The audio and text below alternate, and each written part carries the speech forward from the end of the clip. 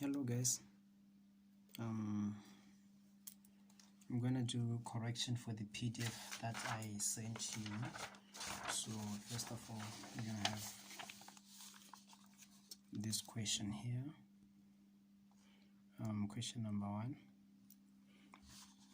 Question number one, it says we should find the limit. So so that you guys can see what probably I'm dealing with. So it's not much of a big deal though, and yeah. So the question is that we should evaluate the following limit. Question A, we are having that it's lim as x goes to 1 of x squared plus x minus 2 everything over x squared minus x. So let me use this pen. So yes, first of all, we try plugging in. When we plug in, is going to be non-applicable, right? It's not going to go there or agree. So therefore, what we do, we try simplify. We try simplifying this part. Try simplifying the numerator for x squared plus x squared plus x minus 2. What is the product there? Product is a times c, which is going to be negative 2, right?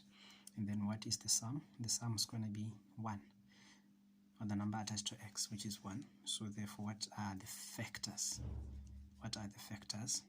The factors, these are numbers in which when you add they give you 1, and when you multiply they give you negative 2. So therefore it's 2 and negative 1. So yeah, we are going to replace x with such numbers. So therefore we are going to have x squared plus x, just to be minus, I'm sorry for these many mistakes, x squared minus x plus 2x minus 2. Then try factor out here. We factor out by grouping. We're going to pull out x, and then we're going to remain with x minus 1. And then here we pull out 2. Then we're going to remain with that. So therefore we're going to remain with this times this. Then we replace the numerator by that. So therefore that is equals to lim as x goes to 1 of x plus 2 x minus 1 over the numerator as well. We need to pull something out. We have to pull x. Pulling x, we're going to get x minus 1. So therefore we have x minus 1 common in the numerator and on the denominator side. Therefore we can simply cancel out that here 1, that here 1. So therefore we're going to remain with lim as x goes to 1 of x plus 2 over x. Then I plug in my values. I'm going to have 1 plus 3, 1 plus 2 divided by 1. The answer is 3. Your answer will be 3, and you will get all the marks if at all you did it this way. This is your side working. You have to show it, but it should not be on your formal working. It needs to be maybe aside, so that your answer can see it. So the next one, it says that it can be shown that the inequalities that holds for all values close to 0. What if anything does not tell? What if anything does tell you about that? And then give your answer. We are told to evaluate the limit of this part, but being given that condition. Let me write the condition. That is question number B. Condition. It says that we are having 1 plus. Is it a plus? It's a minus. I'm sorry about that. But I'm making a lot of mistakes. X sin x over 2 minus 2 cos x. Everything smaller than 1. What do you look at for all values close to 0? Close to 0. Close to 0. It holds again. It holds. So therefore, we are to find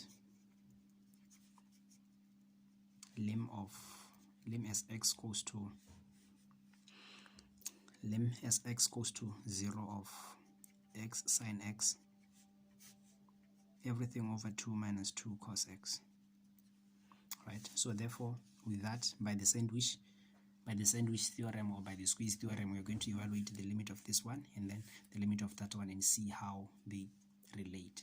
So therefore 1 minus x, okay, I'm going to find the lim of 1 minus x squared as it goes to 0 of that.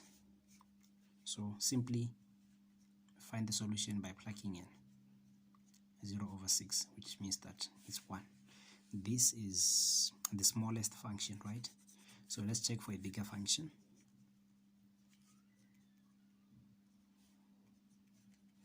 Then your answer will be 1 as well, because the limit of a constant value is that number. So then therefore, by the squeeze theorem, how is it being written? I don't even know. I'm writing sandwich, eh?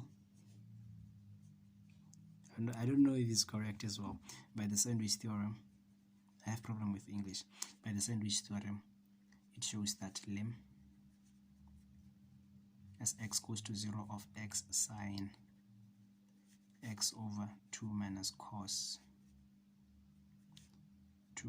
2 cos x is equals to 1, because the function which is smaller than it, its limit is 1, and the function which is greater than it, its limit is 1 as well. And we know that they hold for all values which are very close to 0. Therefore, that will be true because they meet or they move very, very close to each other at that point 0. So therefore, it will be correct, because the other function, we will assume that it is having such a form, the other one such a form, and we have our function of which we want to evaluate 3, and then here being our value of interest. So therefore, if this goes to 1 and this goes to 1, that means that this function will go to 1 as well. So that is what the sandwich theorem or the squeeze theorem say. So yes, and that. So let me move to question C. Question C, it's just an absolute value. It says we should explain why the limit does not exist. Let me show you the question here. This one, we should show why the limit does not exist. So we are evaluating the limit. Probably we have to evaluate the limit. So that is, we have lim of x over x bar as x goes to 0. So then we have to simplify the modulus part. We have to simplify the modulus part, and then we have to show that for all values of x greater than 0 and that for all values smaller than 0. Therefore, we evaluate the limit from the left. No, it's x, it's just x here, as x goes to 0 from the left hand side. That means that, I don't know if you can see that. Let me rewrite it. It's lim as x goes to 0 from the left hand side of x over modulus of x. From the left hand side, which part do we take? Left hand side, numbers which are less than 0, these ones, which means the corresponding function is this one. It will represent f of x in the negative values. So therefore, we're going to have lim as x goes to 0 of x over minus x. Then simplify it, we're going to get negative 1. Right, x into x to be 1.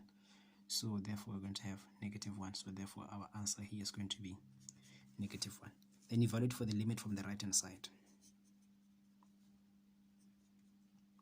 As x goes to 0 from the right hand side.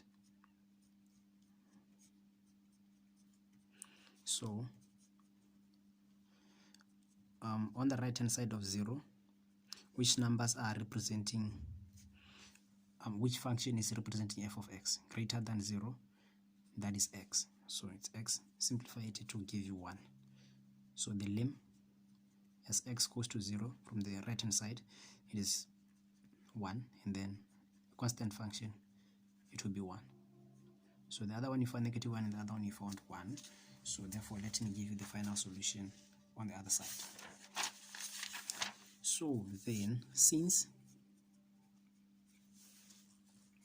since limit as x goes to 0 from the left hand side of x, modulus of x is equals to -1, which is not equal to limit as x goes to 0 from the right hand side of x over x, which is 1. Therefore, limit as x goes to 0 of x over modulus of x does not exist.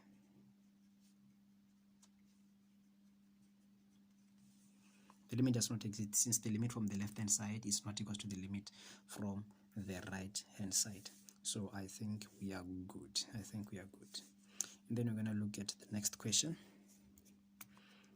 Oh, it's question number 2. Question number 2 talks about continuity. We're having the function f of x being equals to that for x values greater than -1, and then we have it as x squared that. So let me show you. Yeah, f of x being that, then you have to describe continuity or show that it's continuous. We know the conditions are continuity, so now I take them as 2, but some people say they are 3, so either way it will be fine. We have to show continuity. Oh, I'm sorry about that. So yeah, we have to show continuity. So we have to find the limit, and then after finding the limit, yes, we have to find the limit. And then after finding the limit, that limit should be equals to f of the value that we evaluated our limit at, in which in general case we use f of c. We say that, let me write the conditions. Conditions for continuity. We say that the limit of f of x as x goes to c has to exist. Okay, let me call it 1. And then point number 2, or condition number 2, we see that f of c has to exist.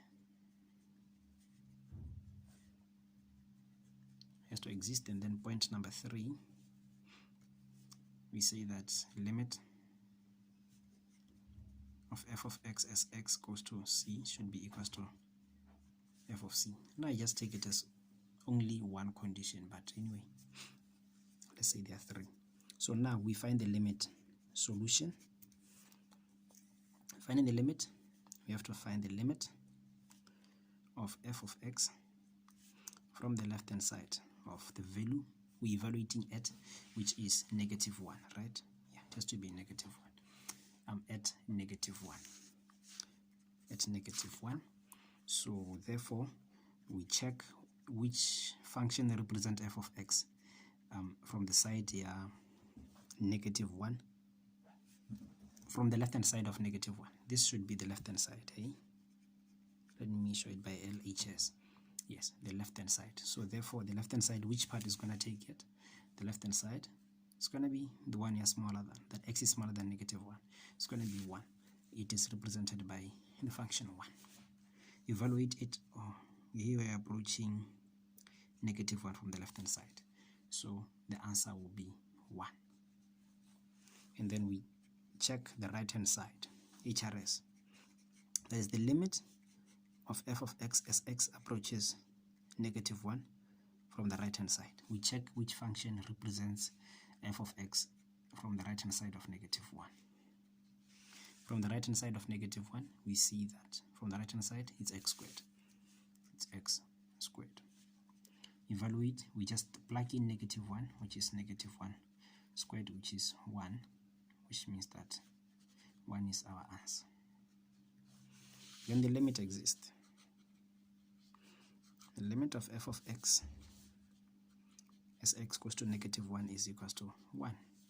Again, since limit of f of x as x goes to -1 from the left hand side is equals to 1, which is as well equals to the limit of f of x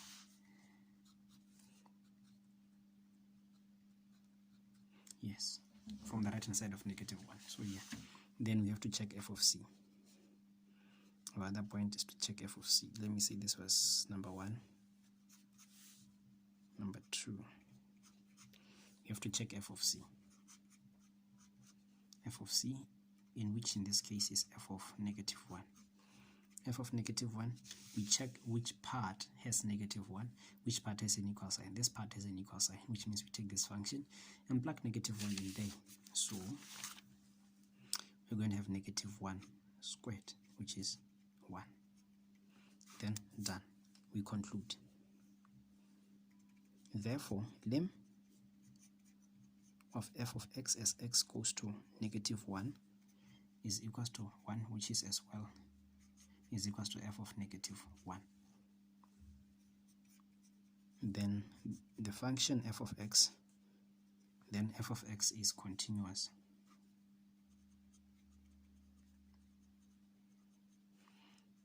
Continuous at x is equals to negative 1. That will be it. You'll be done. I think we are okay. Yeah, here it is. I think it's good and what, understandable. Yes, it's not hard. Then the next question says,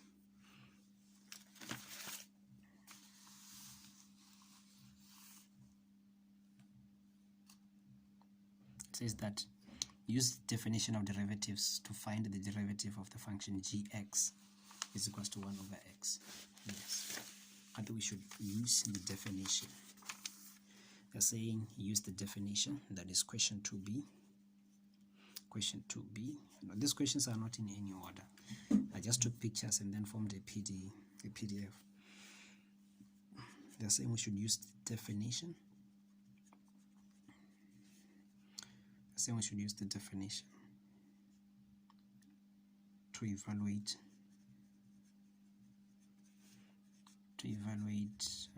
the derivative of gx. Okay, sorry about why there, it should be a g. Yes, is equals to 1 over x, which is equals to 1 over x. Therefore, we remember, we know the formula, right? We know the definition. It's the first principle, right? It's the first principle. Don't forget. I'm trying to say. Yes, as h goes to 0 of, since I used gx, that means here I'm going to have g of x plus h minus gx, everything over h. So therefore, we are going to need g of x plus h because we need to plug our terms here so that we can evaluate. So the function is here. This is g. Wherever I see x, I put x plus h. That means I'm going to have 1 over x plus h. And then still gx will be the same. Yes, and then we plug them in there, which means now g prime is equals to lim. Don't forget lim, hey? Yes, that g of x plus h is going to be this minus 1 over x. Then everything over h. I think we're good. And then from there, we make the top part a single fraction. I hope that's one. None of us have a problem with it. We don't have a common multiple from the denominator. That means we are going to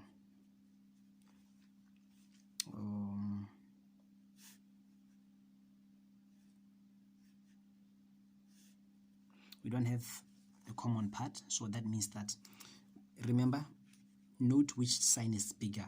Note which division sign is bigger. So we are simply going to multiply these parts which are on our denominators, and then there will be our common factor, x plus h. And then we say x plus h into x times x plus h. X plus h cancels x plus h, then we remain with x, then x times 1 is x, then minus x into x times x plus h. X cancels x, then we remain with x plus h times 1, which is x plus h. Then everything over h. And then we get that it's equals to lim as h goes to 0, as h goes to 0 of this part. So we know division of fractions, right? I believe we know division of fractions, this part, that a over b divided by c over d is equals to a over b times d over c. So yeah, here, remember, is the same as h over 1. So I'm going to flip it and then multiply. So that means I'm going to have x minus h over x times x plus h times 1 over h. I flipped this one, this last one, with that rule, which you know it better, I know. Yes, and then we're going to have that, and then these ones are going to simplify, they add to 0. Then we are going to remain with lim as h goes to 0 of minus h over hx times x plus h. Then h here 1, h here 1. We're going to remain with lim as h goes to 0 of minus 1 over x times x plus h, right? Then we are good. Now we can plug in h for whatsoever. We can plug 0 for whatsoever value of h. That means we're going to remain with negative 1 over x times x plus 0, which means we're going to have negative 1 over x squared. That will be our answer. That's how simple it is. So let me check the next question. It's easy, it's not hard. Let's just go nail it, hey? Let's go nail it. So the next question says we should find dy dx. Here it is. It says find dy dx if that. Find dy dx if this. Then the next one is this one. Next one is this one. So, no problem. Let's go for it. It's question 3. Yeah, it says find dy dx. So, question A, we're having y is equals to 1/4 of sine x cubed plus 1 minus 1 over e to the power 2x. Yes. Then we differentiate everything. So therefore we're going to have d dx of y is equals to d dx of this whole thing. We can do term by term. Either way you choose. Yes. d dx of 1 over 4 sine x cubed plus 1 minus 1 over e to the negative e to the power 2x. I was to say everything. Then everything is affected by dy dx, by d dx I mean. So here we're going to get our answer as dy dx being equals to, when we differentiate this part, 1/4 of d. Remember that a constant can be factored out. I know you didn't forget that. A constant can be factored out. A constant is not, if a constant is multiplying a variable, it is not going to be affected by the differentiation. It will just stay there being silent and washing. So here we're going to have, we can take this e up. We know that 1 over x is the same as x to the power negative 1. So that's what I'm going to do here. I'm going to have d dx of e to the minus 2x, right? I think we are all good. And then we differentiate. Remember, 1/4 is just washing. It's just looking at the match. So here we differentiate. It's chain rule. It's function inside a function. This should be cubed. It's a function inside a function. We're having sine, and that sine is having x cubed plus 1. So therefore what we do, we apply chain rule. We differentiate what is outside, and then we have to differentiate what is inside and multiply it by the answer, right? When you derive sine, we get cos, right? We get cos, and then the variable that we have, x cubed plus 1, times the derivative of the function inside, which is going to be 3x squared, right? I think we are all good. Minus, derive this part. Exponentials